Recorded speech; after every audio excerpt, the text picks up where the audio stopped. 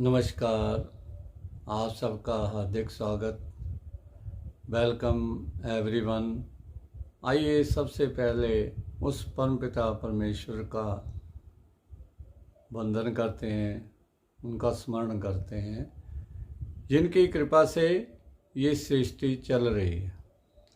ओम मंगलम भगवान विष्णु मंगलम गणध्वज मंगलम पुंडरीकाक्षः मंगलाय स्तनोहरि। सबका मंगल करें, सबके घर में मंगल हो।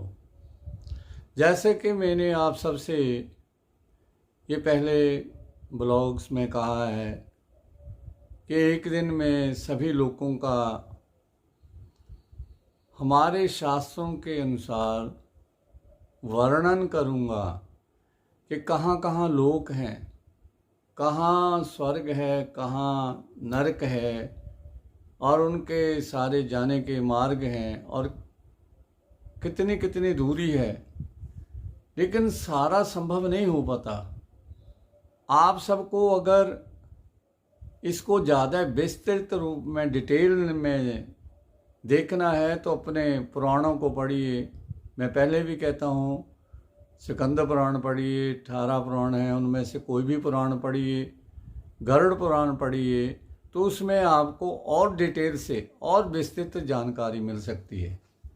मैं अभी शुरू में आप सबसे ये देखो हाथ जोड़ के निवेदन कर रहा हूँ।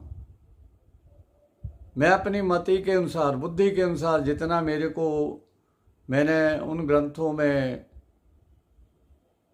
मेरे को याद है, थोड़ा लिखा हुआ है, वो आपको सुना रहा हूँ। कोई इसमें कमी रह जाए और जिसको पता हो तो वो बता दे, तो मैं उसके और प्रमाणिक बताए कि किस ग्रंथ में कौन से पेज पर है। ऐसे तो मैं अगले ब्लॉग में, किसी भी ब्लॉग में क्षमा याचना सहित उसको आप सब लोगों को बताऊंगा, क्योंकि कमी कोई ना कोई रह जाती है। मुझे भी बाद में ये एहसास हो सकता है कि मेरे से कमी रह गई है, तो इसलिए मैं इसका बुरा नहीं मानूंगा, क्योंकि जानकारी सबको होनी चाहिए और वो जानकारी होनी चाहिए जिससे कोई भ्रमित ना हो, भ्रम में ना पड़े कि ऐसा कैसे हो सकता है। और जिन्होंने नहीं बात माननी, मैंने पहले भी ब्लॉग्स में लिखा है, वो ना माने, वो अपने अकॉर्डिंग जो करते हैं करते रहें, इसमें मैं कुछ नहीं कर सकता। लेकिन मुझे आज तक किसी ने ऐसा नहीं कहा, ना कमेंट में कहा कि आप ऐसा क्यों बता रहे हो, ऐसा नहीं है। मैं इसलिए बताता हूँ कि सभी लोग ग्रंथों का अध्ययन नहीं कर सकते और ना आज के समय तो बिल्कुल ही टाइम नहीं है। और क्यों नहीं है ये आप सब लोगों को पता है, बड़ी बिजी लाइफ हो गई है।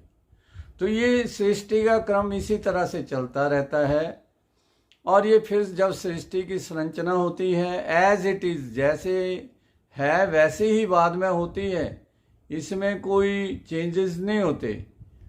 वो कल्प कैसे चलते हैं, महायुग कैसे होते हैं, ब्रह्मा जी की आयु, ये सब अलग अलग से ब्लॉग हैं और एक एक के ऊपर एक ब्लॉग भी कम है। आज मैं सुबह जब अध्ययन कर रहा था तो मेरे को लगा कि ये तो बहुत कुछ बताने वाला है और उनको बताने के लिए काफ़ी समय चाहिए। तो मैं कोशिश कर रहा हूँ और इसलिए ध्यान से सुनिए, क्योंकि मेरे से अगर कोई कमी रह जाती है, एक ब्लॉग में तो अपना टेलीफोन नंबर दे दिया है आप मेरे को व्हाट्सएप में, लेकिन मुझको वो सारा जो आप कोई बताओगे कि ये नहीं आपने बोला, तो उस पेज का पूरा फ़ोटो कॉपी करके भेजो। मैं अगले में बोल दूंगा कि लोग ऐसे किसी के कहने से नहीं मानते, ना मेरे कहने से मानेंगे। लेकिन मैंने जो अध्ययन किया है अपने, जब मैं थ्रू आउट इंडिया जाता था या और जगह जाता था कथा करने के लिए, तो उसके अनुसार तो गरुड़ पुराण में वर्णन आया है कि जो पाताल में है, पाताल में ही जाकर के नरक है, जो मैं एक दिन बता रहा था, और दक्षिण दिशा से उसका रास्ता जाता है। देखो, ये सबको पता है पृथ्वी के 2 ध्रुव हैं, उत्तरी ध्रुव और दक्षिणी ध्रुव। और इनमें सर्दियों में तो पहाड़ों के पहाड़ बर्फ के होते हैं, कोई जाना वहाँ पॉसिबल नहीं है। और वहाँ रास्ता इतना भयानक है, ना उत्तरी ध्रुव से जा सकते हो, दक्षिणी ध्रुव तो और भी भयानक है, क्योंकि वहाँ से नर्क का रास्ता जाता है। और कई चैनलों में बताया है, मैंने नाम नहीं बताना, कि ये मिल गया नर्क का दरवाज़ा, द्वार, उसमें दूर दूर तक अंधकार और पृथ्वी वहाँ से आगे है नहीं। अब जिन लोगों ने पृथ्वी का वो कोना नहीं देखा, चाहे उत्तरी ध्रुव है चाहे दक्षिणी ध्रुव है, वो इस बात को नहीं मानेंगे कि ऐसा कैसे हो सकता है। पृथ्वी का तो कई लोग मुझे बोलते हैं जब मैं कथा सुनाता हूँ कि पृथ्वी का तो अंत ही नहीं है, आप कैसे बोल रहे हो। लेकिन सौभाग्यवश मैं जब नॉर्वे गया हूँ तो वहाँ से बर्दे एंदास, नॉर्वे की लैंग्वेज में, नॉर्सिक लैंग्वेज है वहाँ पर, तो गूगल में आप सर्च कर सकते हो। बर्दे वी विक्ट्री वाला है, बर्दे इंदास के वर्ड का एंड है। और वहाँ बड़े टूरिस्ट आते हैं। मैं जब गया था वहाँ के सोसाइटी वाले लोग, मैं उनका धन्यवाद करूँगा अगर कभी वो मेरे इस ब्लॉग को देखेंगे, तो नॉर्वे वाले जिन्होंने मुझे टेंपल में बुलाया था, मैं उनका बहुत बहुत धन्यवाद करता हूँ कि मुझे उस पृथ्वी का एक कोना, उत्तरी ध्रुव जिसको कहते हैं, जहाँ पृथ्वी का एंड है, वो दिखाया। और मैंने कभी अपने जीवन में नहीं सोचा था कि पृथ्वी का एक कोना भी देखूंगा, लेकिन जो दक्षिण ध्रुव है वो मैंने नहीं देखा। चलो कभी हुआ तो देखेंगे, चाहे उधर से नर्क का रास्ता ही जाता है। तो वहाँ पर जा कर के जो वहाँ हमने अपने बर्दे अंदाज देखा था, वहाँ बोर्ड भी लगा हुआ है, आप गूगल में सर्च करो, आपको मैप सहित आ जाएगा। और दुनिया के बहुत लोग टूरिस्ट वहाँ जाते हैं। तो वहाँ समुद्र ही समुद्र है आगे। तो मैंने लोगों से पूछा कि इस समुद्र से आगे भी तो कुछ होगा, कोई और देश होगा। तो वो कहने लगे नहीं शास्त्री जी, इसके आगे पानी ही पानी है। कई लोगों ने ट्राई की कि उस समुद्र के पानी को आगे आगे जा कर के देखें। लोगों के पर्सनल वहाँ बोट्स हैं, अच्छे अच्छे शिप हैं जो पानी में चलते हैं। तो वो बताते हैं कि समुद्र में जो शिप में गए हैं उनको पता है, वहाँ किलोमीटर से लंबाई नहीं होती, नॉटिकल माइल्स होते हैं। समुद्र की लंबाई नॉटिकल माइल से जो जाते हैं उनको पता है। तो 40 नॉटिकल माइल से आगे इतनी ऊंची ऊंची समुद्र की लहरें होती हैं कि जो आगे जाने की कोशिश करता है मुड़ के नहीं आता। मतलब आगे पता ही नहीं क्या है। ये 2 ध्रुव आपको बताए। और उन देशों में लोग तो यहाँ देखते हैं टेलीफोन या अपने टेलीविज़न में कि रात को भी सूर्य रहता है। तो मैंने तो देखा है रात के 12:30 बजे तक सूर्य, गर्मियों के दिनों में सुबह 3 बजे फिर सुबह हो जानी। और जो फिनलैंड है वहाँ 2 महीने 24 घंटे सूर्यदेव प्रकाशित रहते हैं। वहाँ अनेक तपस्वी और संत महापुरुष जाते हैं कि ये कौन सी पृथ्वी के ऊपर ऐसी पुण्य वाली धरती है जहाँ सूर्यदेव 24 घंटे, रात ही नहीं होती। और ऐसे नॉर्वे और कई और देश हैं जिनमें आधी रात तक सूर्य। और मैंने देखा है 11:30 बजे एक बार उठ गया रात के, तो मैंने देखा यहाँ धूप चढ़ी हुई है और मंदिर वाले क्या बोलेंगे कि शास्त्री जी अभी सोए हैं। टाइम देखा तो 11:30 बज रहे। अब बड़ा मुझे दुख लगा कि लोग मंदिर में मत्था भी टेक गए होंगे और हम सोए हुए। बड़ा दुख लगा। घर में फ़ोन इंडिया में किया, वहाँ लोगों को किया कि अभी कौन सा समय है, दिन का कि रात का, क्योंकि लोग दूर दूर रहते हैं मंदिर से। तो उन्होंने कहा शास्त्री सो जाओ, अभी रात के 11:30 है। फिर मेरे को ध्यान आया मोबाइल क्यों नहीं देखता हूँ, तो उसमें देखा तो 23 समथिंग है ना रात का समय। 2-2, 3-3 पर्दे लगा करके रात बना के सोना पड़ता है। सूर्य देव इतनी देर रहते हैं। तो ऐसे देश हैं, बचपन में सुनते थे कई लोगों से, और कई लोग बोलते हैं ऐसा भी देश है जी जहाँ 24 घंटे सूर्य होता है। तो ऐसा सुनना और उसको वैसे ही देखना बड़ा मन प्रसन्नचित होता है कि सचमुच ऐसा है। लेकिन जब तक हम उस चीज़ को नहीं देखते हम नहीं मानते। ऐसे इन लोगों का वर्णन है। ये बात मैंने इसलिए बताई कि जब हम सुनते थे, कौन मानता था कि 24 घंटे सूरज भी है, ऐसा देश है जहाँ सूरज अस्त ही नहीं होता।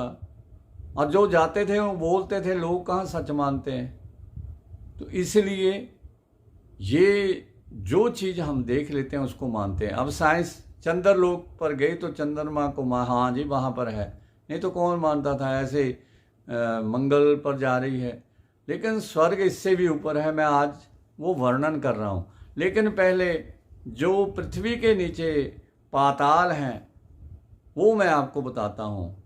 इनके नाम है अतल, अतल, सुतल, महातल, तलातल, रसातल और पाताल। और यहीं पर नरक में जाते हैं लोग। और सातवें पाताल में ब्रह्मा जी ने हाटकेश्वर महाशिवलिंग की वहाँ स्थापना की हुई है, जिसके अनेक नागराज हर वक्त सुरक्षा में रहते हैं कि वहाँ कोई एंटर ना कर सके। और जो मैं एक दिन बता रहा था ना कि रास्ते में आग के दरिया मिलते हैं, तो पाताल को पृथ्वी के किसी एक कोने से दक्षिण दिशा से हम जाते हैं ना, तो नीचे जैसे लावा फूटता है तो पृथ्वी से ही फूटता है। तो रास्ते में जो उधर से जाते हैं तो उनको वो जो आग के दरिया है ना पार करने पड़ते हैं। ये बात मैंने इसलिए बताई कि ये बातें साइंस वालों को भी पता है कि उधर से आगे कुछ भी नहीं है, और आगे बर्फ़ के पहाड़ हैं, दक्षिण ध्रुव में, उत्तरी ध्रुव में समुद्र और सर्दियों में बर्फ़ के पहाड़। ये मैंने संक्षेप में बता रहा हूँ। और पृथ्वी से 86,000 योजन, पृथ्वी लोक से 86,000 योजन ऊपर जाकर के यमपुरी है। अब कहीं पर मैंने पढ़ा था, कईयों से पूछा भी योजन, कईयों ने एक्सप्लेन भी किया है कि 3 से ऊपर 3.5 या लगभग इतना 1 योजन की दूरी, मतलब 3-3.5 किलोमीटर। तो किलोमीटर में आप मल्टीप्लाई कर लो। और वहाँ यमराज का जो सभागार है, धर्मराज का, जहाँ वो हिसाब किताब करते हैं, तो वो 300-400 किलोमीटर है। इतना मीटिंग हॉल है, इतना बड़ा मीटिंग हॉल। और हिसाब किताब कौन करता है, पिछले ब्लॉग में मेरे से रह गया था। गरुड़ पुराण में और स्कंद पुराण में वर्णन है। चित्रगुप्त का जो नाम का अकाउंटेंट है। अब कुछ साल पहले, समझ लो 30-40 साल पहले, जब हम 20 साल 22 साल के थे, तब हम सुनाते थे कि वहाँ हिसाब किताब रखते हैं, चित्रगुप्त के कैसा काम किया है, अच्छा किया है, बुरा है।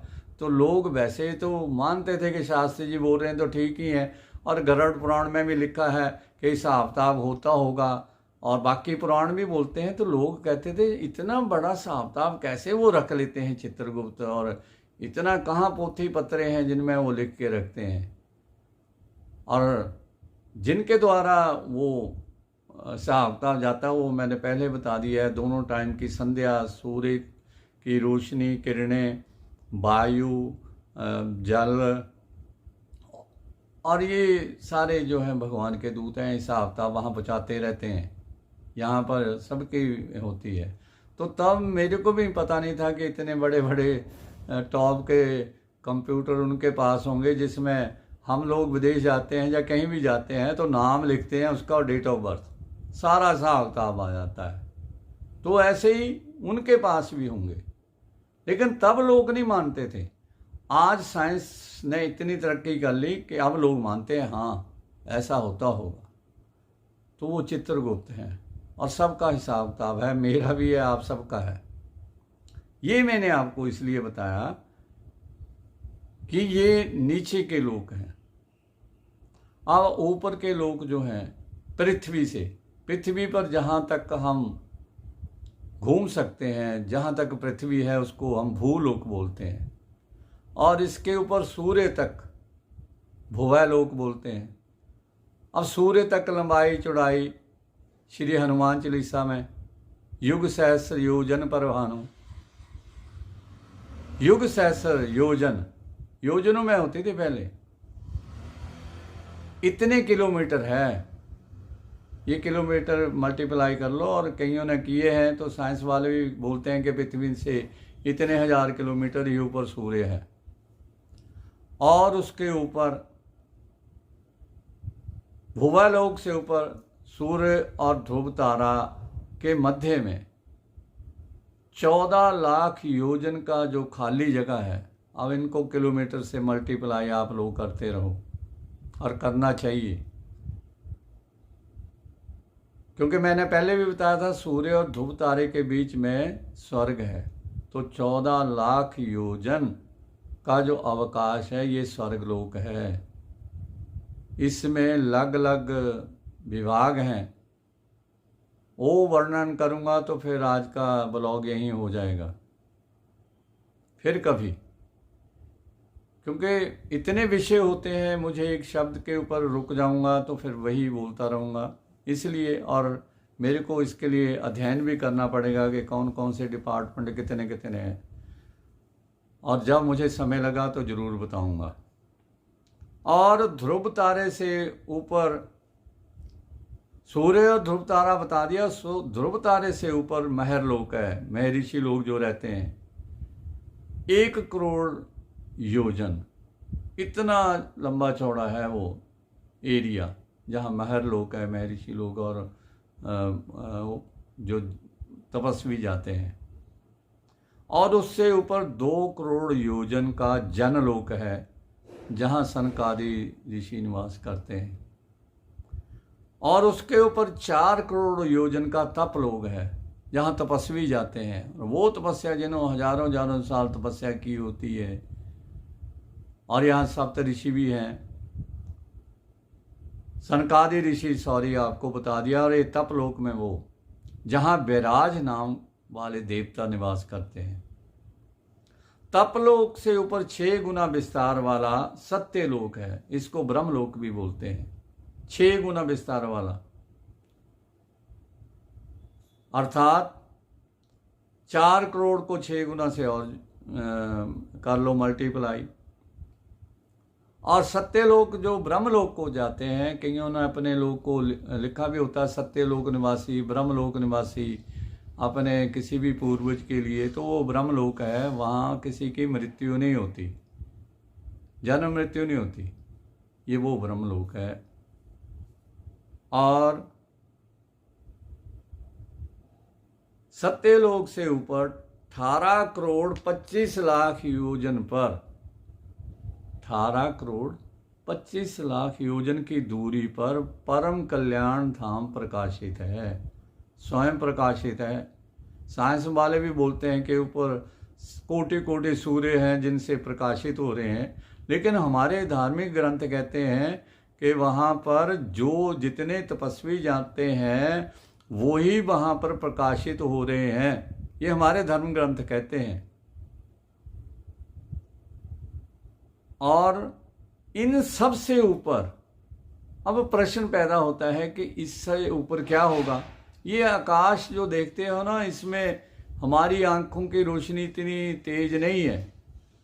कई पक्षियों की, जैसे गरुड़ जी ने लंका में देख लिया था ना, सॉरी उन्होंने जो रावण ने जिसने पंख, जटायु ने, तो वहाँ से देख लिया था सारा, क्योंकि उनकी दूर तक दृष्टि होती है। तो ऐसे जिनकी दूर दृष्टि होती है वो कितनी दूर तक देख सकते हैं, लेकिन हम तो वहाँ तक देख सकते हैं जहाँ तक हम आंखों की रोशनी, और बहुत ज़्यादा दूर तक नहीं, दूरबीन से हम देख सकते हैं, लेकिन ऐसी दूरबीन नहीं बनी। और उसमें जो है, जो बिल्कुल ऊपर भाग है ब्रह्मांड के ऊपर वाला, कहीं ना कहीं तो होगा ना जी, बिल्कुल ही खाली थोड़ी है। हमारे शास्त्र कहते हैं जो ऊपर, बिल्कुल ऊपर का भाग है, शीर्ष भाग है, इसमें कोटि कोटि देवियां और पिंगल नाम के रुद्र जो हैं इस ब्रह्मांड की रक्षा कर रहे हैं कि इस ब्रह्मांड के ना तो बाहर जा सकता है कोई, ना इसके अंदर आ सकता है।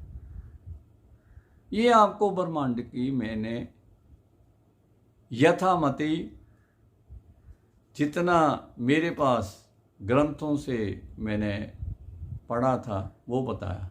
इससे अलग जिसको पता है वो परम तपस्वी है और मैं उसको नमन करूँगा, क्योंकि ये वर्णन लोगों को बताना अच्छा है कि लोगों को पता लगे कि पृथ्वी पर, कल भी मैं एक जगह लोग लिख देते हैं पृथ्वी का स्वर्ग। पृथ्वी में स्वर्ग नहीं है, स्वर्ग जैसी तो चीज़ पृथ्वी पर नहीं हो सकती। तुलना हम उसकी कर सकते हैं जो जैसे, अब पृथ्वी जैसा, पृथ्वी पर स्वर्ग, तो यहाँ पर ऐसा वृक्ष है जो जो मांगो वो दे देगा। यहाँ पर जो गरुड़ पुराण में लिखा है कि अमृत की नदी बह रही है, अमृत के तालाब हैं और अमृत की बावलियाँ हैं, तो उस जगह पर जहाँ स्वर्ग बता रहे हो तो वहाँ पर ऐसी चीज़ें हैं। स्वर्ग से हम तुलना कैसे कर सकते हैं? ना मैंने स्वर्ग देखा ना उन्होंने देखा है स्वर्ग, और जिन्होंने देखा है वो मुझे दिखाएं। स्वामी विवेकानंद का यही प्रश्न था, जिन्होंने भगवान को देखा है वो मुझे दिखाएं, तब उनसे गुरु दीक्षा लूंगा। लोगों को भ्रमित करना बड़ा आसान है, अपने पीछे लगाना बड़ा आसान है। मैं भी कथावाचक रहा हूं, मुझे पता है। ऐसे भ्रमित करोगे जी यही स्वर्ग है यही नरक है, ऐसा कैसे हो सकता है? तो भगवान की सृष्टि ऐसे ही है। फिर ग्रंथों पर प्रवचन देना आसान है, उसका पूरा एक्सप्लेन करोगे कहाँ पर स्वर्ग है कहाँ पर नरक है और कौन जाता है और कैसे जाता है। इसलिए ये सारे जो हैं ये लोक हैं, और भगवान के रोम रोम में एक एक ब्रह्मांड है, ऐसा ग्रंथों में वर्णन है, पढ़ लेना। केवल प्रश्न नहीं पूछना, स्वयं अध्ययन करो शास्त्रों का। 18 पुराण है उनका करो, वेदों का नहीं कर सकते। हमने तो डिग्री में ऋग्वेद ही अध्ययन किया था, यजुर्वेद के कुछ किए हैं, लेकिन ऋग्वेद था, न्याय था हमारे ज़माने में। तो भगवान के रोम रोम में ब्रह्मांड हैं, कोटि कोटि ब्रह्मांड है, रामायण में लिखा है। ये तो एक ब्रह्मांड की बात बता रहे हैं और उसकी संरचना बता रहे हैं, जो भगवान की आज्ञा से ब्रह्मा जी ने संरचना की। अब इसको ऐसे समझो, ये जो हमारा शरीर है ये उसी ब्रह्मांड का कॉपी है, ब्रह्मांड की कॉपी है ये हमारा शरीर जो है।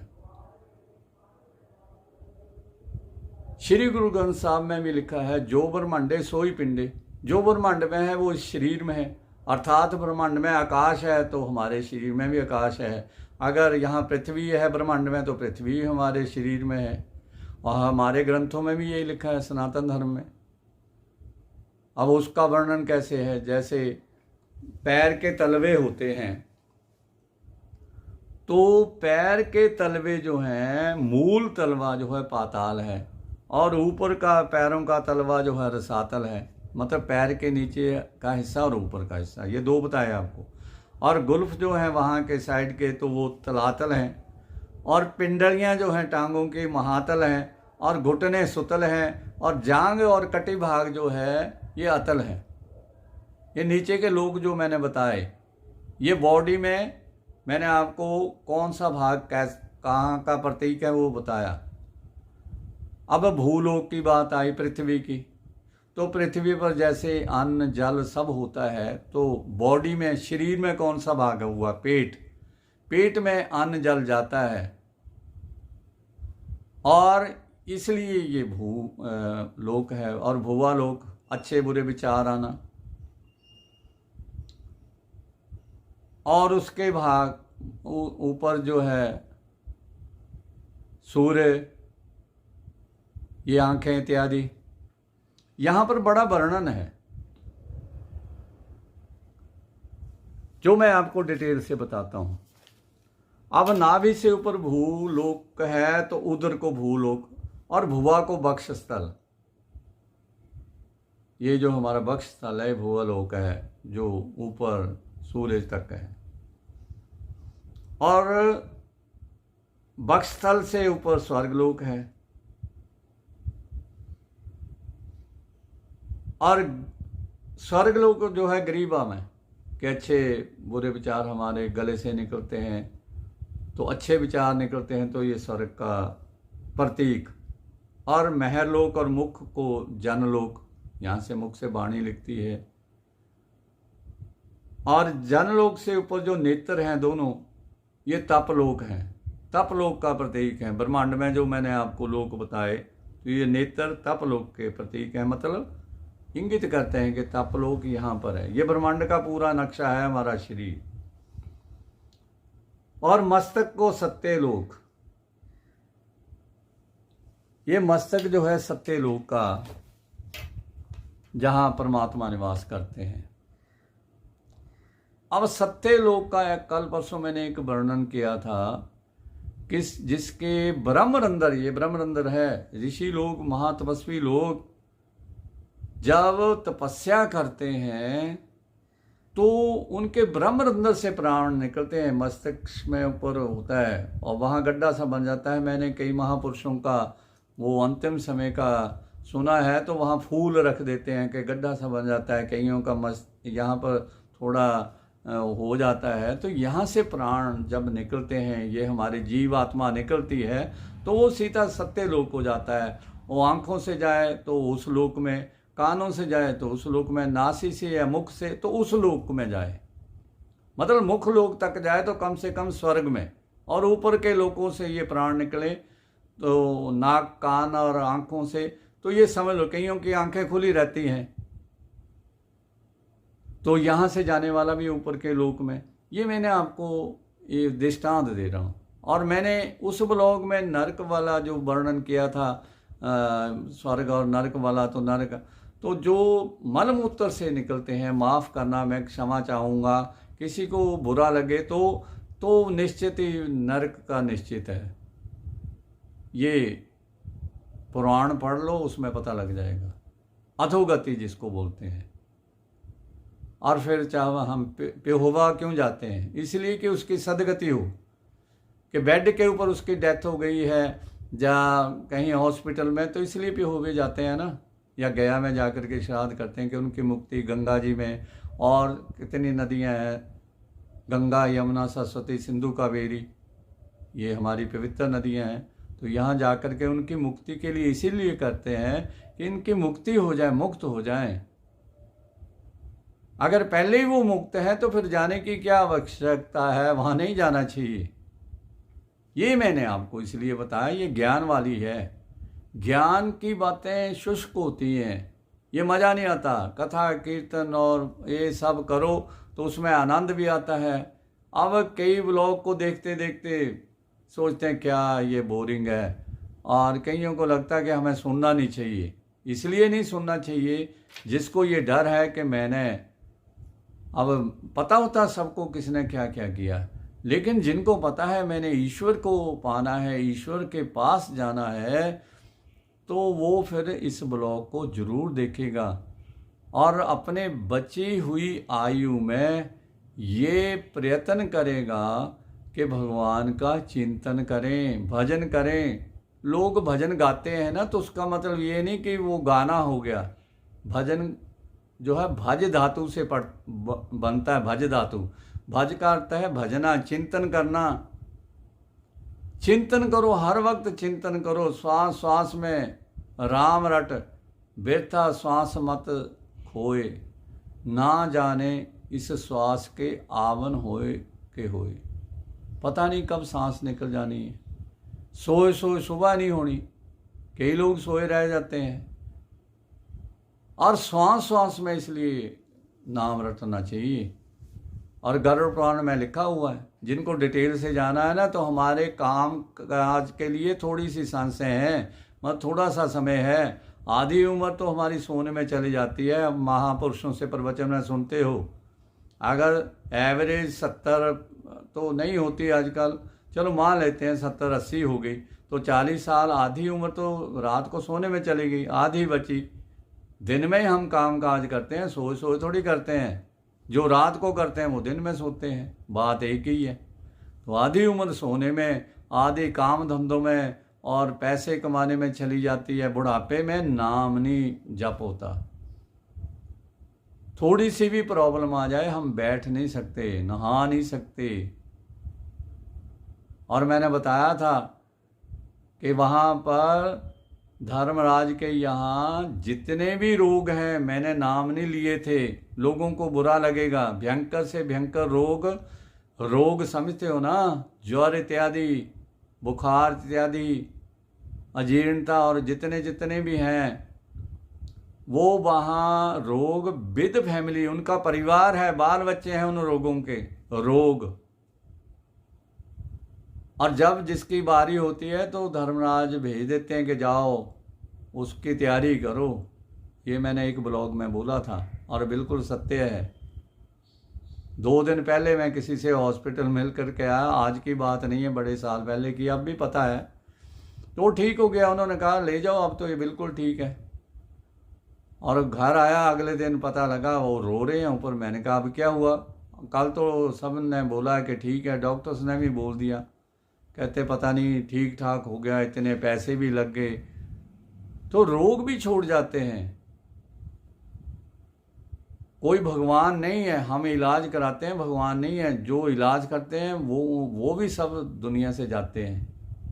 यहाँ पर अमर जो है उनके नाम फिर बताऊंगा, जो पृथ्वी पर अमर है, वो अलग से ब्लॉग बनेगा।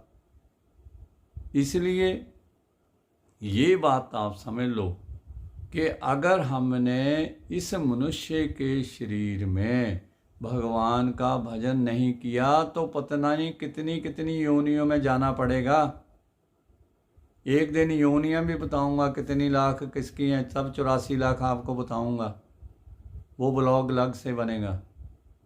और रामायण में लिखा है कि बड़े भाग्य मानुष तन पावा। पिछले 1-2 ब्लॉग में मैंने ये चौपाई बोली थी, बड़े भाग्य मानुष तन पावा, सुर दुर्लभ सदग्रंथन गावा। बड़े भाग्य इकट्ठे हो जाते हैं, बड़े अच्छी किस्मत जब कई कर्मों से तो ये मनुष्य का शरीर मिलता है। किस लिए मिलता है? रामायण की उत्तरकांड की चौपाइयों में पढ़ लेना, अंतिम चौपाइयों। इसलिए मिलता है साधन धाम मोक्ष कर द्वारा। ये मोक्ष का दरवाजा है, गेट है। अब दरवाजे में जाकर के फिर वापस आ जाओ तो फिर तो क्या कहने। साधन धाम, ये साधन है उस धाम में जाने का जिनका मैंने वर्णन किया आज। साधन धाम मोक्ष कर द्वारा, पाहि न जेहि परलोक समारा। जिसको पाने के बाद उन्होंने अपना परलोक नहीं सुधारा, ते सिर धुनि धुनि पछताहि, काले कर्मे ईश्वरी मिथ्या दोष लगाएं। फिर वो सिर को धुने मैंने पीट पीट करके, जब अंतिम समय आता है कि ऐसे ही सबका ऐसे करते रहे, ऐसे करते रहे, कोई नहीं बना। अब आ करके बुढ़ापे में कोई नहीं पूछ रहा, कौन पूछता है जी? ये तो कलयुग चल रहा है। अभी तो आगे जा करके और भी इससे ज़्यादा है, जब कलयुग आ जाएगा तो और भी हाल ख़राब होगा। अभी बूढ़े लोगों को नहीं पूछते। फिर कहते हैं कि जी तब भजन किया होता, चिंतन किया होता तो आज काल को टाइम नहीं देते कि समय नहीं लगा जी, परिवार में फंसे रहे, कर्मों को दोष देते, काले कर्मे, कर्मों में अच्छी है निशा, क्यों नहीं था कर्मों में? बैठे बैठे चिंतन करो, भजन करो। अभी भी आप किसी भी काम को कर रहे हो, कपड़े धो रहे हो, आजकल तो वॉशिंग मशीन्स हैं। जिनके नहीं भी हैं, मन मन में भगवान का नाम लेते रहो, किसी ने रोकना थोड़ी है। आप मन में क्या बोल रहे हो, मन में चिंतन करो। काल ही कर्मे ईश्वरी, फिर ईश्वर को दोष देंगे। हाँ, ईश्वर की मर्जी, यारे ईश्वर की मर्जी, वो तो मर्जी से रहित है, उसको नहीं, भगवान को नहीं है कि हम अच्छा करें बुरा करें। ये मैंने पहले भी बताया था।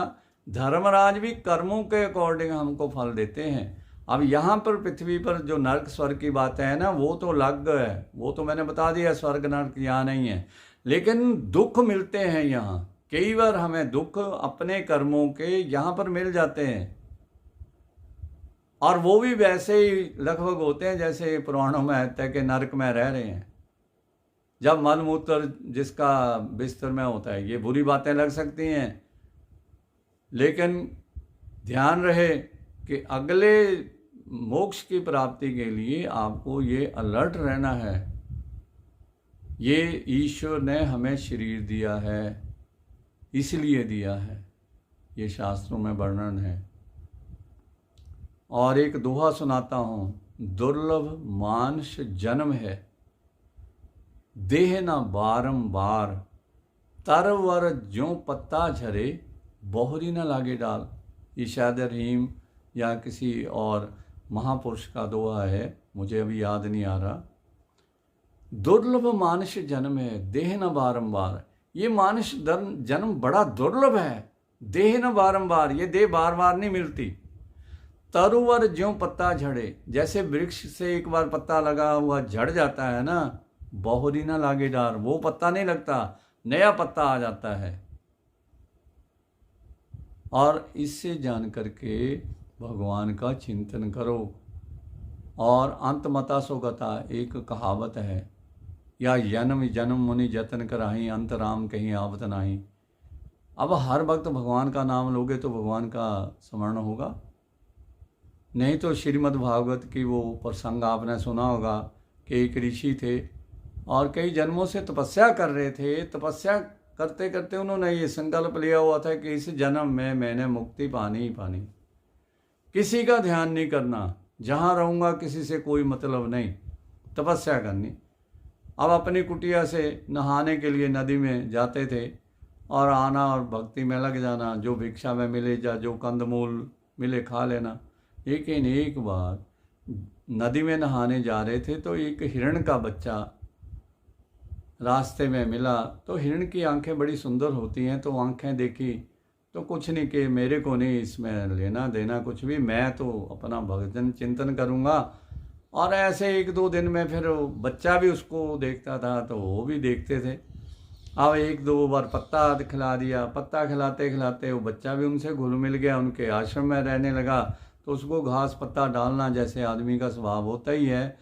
और मरते वक्त वो हिरण का ध्यान करते करते मरा और अगला शरीर हिरण की योनि में हुआ। ये श्रीमद् भागवत का प्रसंग है। तो इसलिए महापुरुष इसलिए चिंतन करते रहते हैं कि अंत समय में भगवान का नाम आए। हम लोग परिवारों में अपने बच्चों का नाम भगवान या देवी देवताओं के नाम पर रखते थे, और या वो नाम रखते थे जिसका कोई मीनिंग निकलता हो, अर्थ निकलता हो। आज के बच्चों के नाम तो पता ही नहीं उसका अर्थ क्या है और कहाँ से वो रख रहे हैं। और जिनके द्वारा वो भेजे जा रहे हैं, चाहे वो मेरा विरोध करें, मुझे इससे फ़र्क नहीं पड़ता, उनका काम चल रहा है। वो तरह तरह से ऐसे ऐसे नाम सुजेस्ट कर रहे हैं, लोग भी रख रहे हैं बड़े, पता नहीं उससे क्या होना है। और कल परसों मैंने कहा था कि वृंदावन या विदेशों में भी जाओ, विदेशी लोगों के वो हरे कृष्णा वाले और दूसरे गौड़ीय मठ वाले और सारे लोग जो जुड़े हुए हैं ना, वो अपने बच्चों के नाम देवी देवताओं के नाम पर या भगवान के नाम पर रख रहे हैं और हम उधर भाग रहे हैं। और फिर वो सात्विक खाना खा करके भगवान का भजन चिंतन कर रहे हैं। उनको पता है कि मुक्ति तभी मिलनी है और हम अपना देख लें। तो इसलिए नाम इसलिए रखते थे कि जब मरते वक्त याद भी आए, किसी की बच्चे की आए या बेटी की आए, तो उस नाम से पुकारे हम कि मरते वक्त भगवान का नाम लिया जाए। और ऐसा दृष्टांत है, वो कथा लंबी है, आज नहीं सुनाऊंगा। तो नारायण जो नाम रखा था, तो भगवान प्रकट हो गए, उनके पार्षद आए और यमदूतों को भगा दिया कि नहीं, इसने मरते वक्त हमारा नाम लिया है, आप इसको यमराज की नगरी में नहीं ले जा सकते, ये सीधा ब्रह्मलोक को जाएगा। अब आज मैंने ब्रह्मलोक और बैकुंठ का, जहाँ भगवान निवास करते हैं ऊपर के लोक में, वो सारा आपको यथामति, अभी ये लास्ट में ये बोल रहा हूँ कि यथामति, देखो हाथ जोड़ के निवेदन है कि मैं इतना ज्ञानी नहीं हूँ, शास्त्री की डिग्री की है और भी काफ़ी अध्ययन किया है, लेकिन इतना ज्ञानवान नहीं हूँ कि मैं आपको पूरे का पूरा वैसा बता सकूं। जो मैंने पढ़ा था, जब मेरे पास लिखित है, वो मैंने आपको सुना दिया। अब आप इसको स्वीकार करना नहीं करना ये आपकी इच्छा पर निर्भर करता है, लेकिन उन ग्रंथों को पढ़िए जहाँ का मैं ये वर्णन कर रहा हूँ, आपको और डिटेल से मिलेगा। और भगवान की प्राप्ति के साधन जो हैं या भक्ति है या ज्ञान है या योग है या तपस्या है, जिसको हम समाधि अवस्था भी कहते हैं। अब भक्ति में जितने भक्त हुए हैं उनका वर्णन आप लोग कई बार सुन चुके हो। जैसे मीरा जी हुई, सूरदास जी हुए, रहीम जी हुए, कबीर जी हुए, रैदास हुए, और जितने भी भक्त हुए उन्होंने भक्ति में ही लीन रहे और भगवत प्राप्ति की। ये तो सीधा सीधा मार्ग है। इसमें भगवान भी कहते हैं भक्त है, कुछ ऊंच नीच हो जाए तो भगवान नहीं बोलते। लेकिन जो ज्ञान के द्वारा ज्ञान के द्वारा भगवान की प्राप्ति करना चाहता है वो बड़ा टफ है। रामायण में एक उत्तरकांड में छुपाई आती है, ज्ञान पंथ कृपाण की धारा। ज्ञान के रास्ते चलना उस कृपाण की तेज धार के ऊपर चलने के समान है। जरा सा भी फिसले तो कट जाओगे। ज्ञानी को भगवान नहीं क्षमा करते कि तेरे को तो सब मालूम था, फिर तुमने ऐसी क्यों किया अपने जीवन में। इसलिए भक्ति जो है बड़ा सिंपल और बड़ा अच्छा है। मुझे भी बड़ा आनंद आता है। मैं ज्ञानी होकर के तो मैं ज्ञानी हूँ भी नहीं, मैं तो जैसे आप लोगों की तरह हूँ और जैसे सरल भाव में मैं आपको सब बता रहा हूँ। तो मैं भी चाहता हूँ कि भक्ति के द्वारा भगवान के दर्शन हो और इसी जन्म में हो। अब ये तो भगवान के ऊपर है कि कब कृपा कर दें, और वैसे लोग मिल जाते हैं आपको। ये बात बिल्कुल सत्य मानो, जिस रास्ते पर आप चलते हो भगवान की कृपा से वैसे लोग आपको मिलते चले जाते हैं जीवन में, जो आपको बताते जाते हैं। मैंने कई महापुरुषों का जीवन पढ़ा है कि उनको वैसे लोग मिल गए कि वो बताते हैं आप ऐसे नहीं ऐसे करो तब आपको मुक्ति मिलेगी। भक्ति, ज्ञान, तपस्या। अब तपस्या के लिए जंगलों में जाना पड़ेगा। जंगलों में कौन जाएगा? कुटिया कौन बनाएगा? जंगली जीव। अब जो कोठियों में रहे हैं बताओ, वो जंगल में जा कर के एक टिड्डी की आवाज़ आ जाए ना, एक टिड्डी बड़ी होती है, हिमाचल में मैं रहता हूँ, ऐसी ऐसी आवाज़ें निकालती है, आदमी डर जाता है। और रात को तो बिल्कुल शांत वातावरण में और कुटिया बना के रहना। जीव जंतु कितने होते हैं जंगल में, जाएगा कौन जंगल में? वहाँ खाना क्या है? और योग के द्वारा, योग साधना, योग ये नहीं है कि आप एक्सरसाइज करते हो ये योग है। योग के द्वारा प्राणों को एक जगह स्थापित करके और फिर सूक्ष्म शरीर से सारा, ये बड़ी साधना की बातें हैं। मेरे को नहीं आती, जितना आता होगा वो कभी किसी ब्लॉग में आपको बताऊंगा। लेकिन पूर्ण रूप से आपको आपके गुरुजी ही बताएंगे, जिन्होंने साक्षात परम ब्रह्म का साक्षात्कार किया है। कैसे किया है वो अपने शिष्यों को वो बताएंगे। मैं उन गुरुजनों को प्रणाम कर सकता हूँ, केवल हमेशा करता हूँ सभी विद्वानों का, उन महापुरुषों का जिन्होंने भगवान के दर्शन किए हैं और आपको गुरु दीक्षा दी है, तो आपके भी होंगे। मैं सबको प्रणाम करता हूँ। इसलिए वो मार्ग आपको वही बताएंगे कि कैसे नाभि से वो शक्ति कुंडलनी, जिसको आप लोग बोलते हो, कभी वर्णन करेंगे। लेकिन मैं शास्त्रों के अकॉर्डिंग करूँगा कि शास्त्रों में क्या क्या है, कैसे कैसे वो जागृत होती है, किस तरह, जो शास्त्रों में लिखा होगा। मेरा उसमें अपना कुछ नहीं होगा। तो मैं तो अपने आप चाहता हूँ कि मुझे कोई ऐसे गुरुजी मिले जिन्होंने दर्शन किए हैं और मुझे भी करवाएं। लेकिन मेरा थीम वही है कि जैसे स्वामी विवेकानंद जी का था कि जब वो मिले तभी मुझे दर्शन करवाएं। और जो मेरे गुरुजी हैं मैं उनका कभी नाम नहीं बताता हूँ। मुझे उन्होंने जिस मार्ग पर चलाया हुआ है मैं चला हुआ हूँ। लेकिन महापुरुष किसी से कुछ छुपाते नहीं कि मेरे गुरुजी कौन है तो आप नहीं बताओगे। महापुरुष तो कुछ छुपाते नहीं, तो बिल्कुल बताएंगे। और जब समय आएगा तो मेरे को भी बताएंगे, आप सबको बताएंगे। ऐसा मान करके प्रभु की भक्ति करते रहो। अपने आप वो समय आने पर आपको वो महापुरुष मिल जाएंगे। ऐसा शास्त्रों में भी वर्णन है। नारद ऋषि ऐसे तपस्या करते करते किसी को मिल जाते थे कि अब ऐसे नहीं ऐसे करो। एक कहानी आती है, वृक्ष के नीचे दो संत जो है, महापुरुष जो है, सन्यासी जो है, तपस्या कर रहे थे। तो नारद ऋषि उधर से आए, दोनों ने प्रणाम किया कि वाह महाराज, आपके दर्शन हो गए, तो आप तो ब्रह्मलोक से आते हो, तो बताओ हमारा क्या आगे बनेगा, कैसे हम आगे भगवान की प्राप्ति करेंगे कि नहीं। तो जो ज़्यादा उम्र के थे दोनों बातें सुन रहे हैं, तो उन्होंने कहा जितने ये वृक्ष के नीचे जहाँ आप बैठे, इसके जितने पत्ते हैं इतने जन्मों में आपको भगवान की प्राप्ति होगी। तो जो ज़्यादा उम्र के थे कहने लगे, पहले कितने जन्मों से तपस्या कर रहे हैं, अब ये तो सैकड़ों हजारों हैं पत्ते, अब इतने जन्मों तक कौन इंतजार करेगा, तो मेरे को तो तपस्या नहीं करनी। लेकिन जो यंग थे वो कहने, वो नाचने लग पड़े, खुशी से नाचने लग पड़े। तो नारद ऋषि ने पूछा कि आप क्यों ऐसा नृत्य कर रहे हो। कहते मेरा रास्ता तो सही है ना, जिस तरफ मैं जा रहा हूँ, चाहे किसी भी जन्म में मिले मुझे भगवान, किसी भी जन्म में मुझे मुक्ति मिले, लेकिन मेरा रास्ता सही है। आपने कम से कम ये तो बता दिया, ये मन में ध्येय होना चाहिए।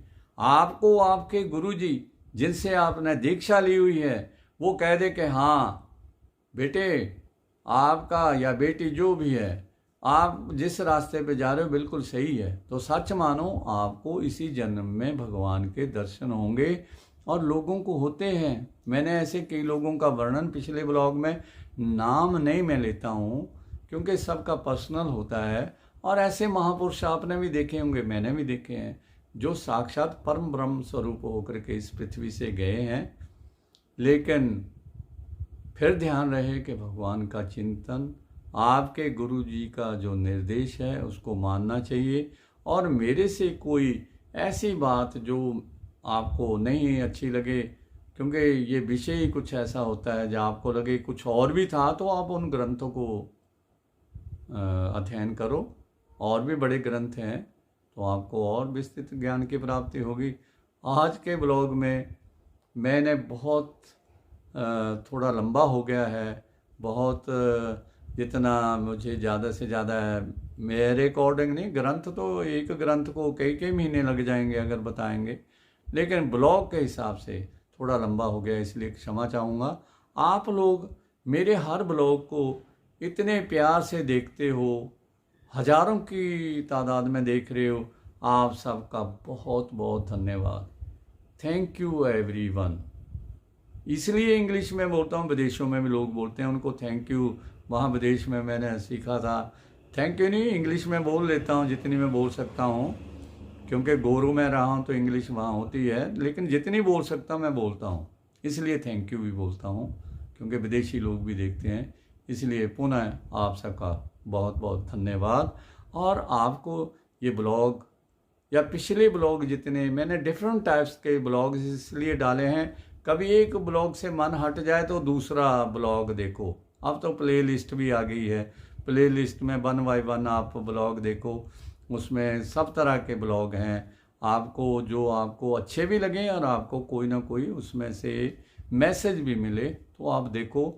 और इसको कल काफ़ी लोगों ने जो है सब्सक्राइब किया है, और रोज़ करते हो तो सब्सक्राइब करिए, प्ले स्टोर यूट्यूब से शेयर करके और भी जगह आप भेजो जो लिंक होते हैं, और लोग भी देखें। और bell icon as well as आप पुश करो, आपको अगला ब्लॉग के लिए नोटिफिकेशन आए। आप सबका बहुत बहुत धन्यवाद।